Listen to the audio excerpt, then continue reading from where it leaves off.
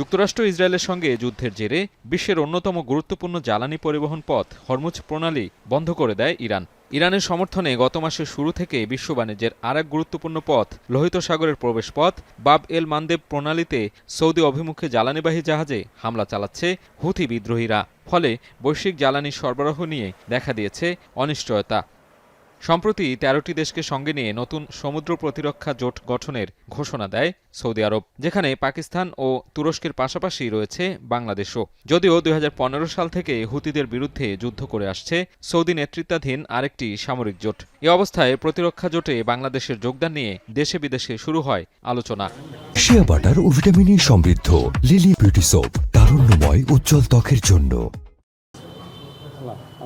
এমন পরিস্থিতিতে জোটে বাংলাদেশের অংশগ্রহণের বিষয়টি স্পষ্ট করলেন প্রধানমন্ত্রীর পররাষ্ট্র বিষয়ক উপদেষ্টা হুমায়ুন কবির। বিকেলে পররাষ্ট্র মন্ত্রণালয় জানান, এই জোটে অংশ নেওয়া অর্থ ইরানে আক্রমণ নয়, এখানে যোগদানের উদ্দেশ্য হুতিদের চ্যালেঞ্জ মোকাবিলা করা।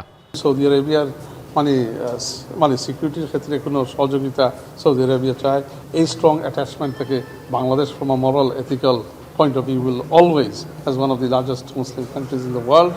বলেন, বাংলাদেশের সঙ্গে সৌদি আরবের সম্পর্ক শুধুমাত্র ধর্মীয় প্রেক্ষাপটে নয়, দুদেশের সম্পর্ক হবে কৌশলগত। তবে ইরানের সঙ্গেও সম্পর্ক সমানতালে বজায় রাখবে Bangladesh.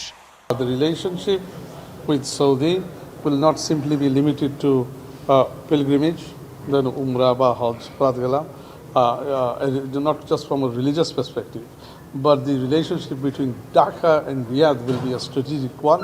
It will be a very strong relationship. এ সময় প্রধানমন্ত্রীর সাম্প্রতিক চীন সফরের পর মার্কিন উচ্চ পর্যায়ের প্রতিনিধির ঢাকা সফরকে বাংলাদেশের ভারসাম্যপূর্ণ কূটনীতির ধারাবাহিকতা বলেও মন্তব্য করেন পররাষ্ট্র বিষয়ক উপদেষ্টা।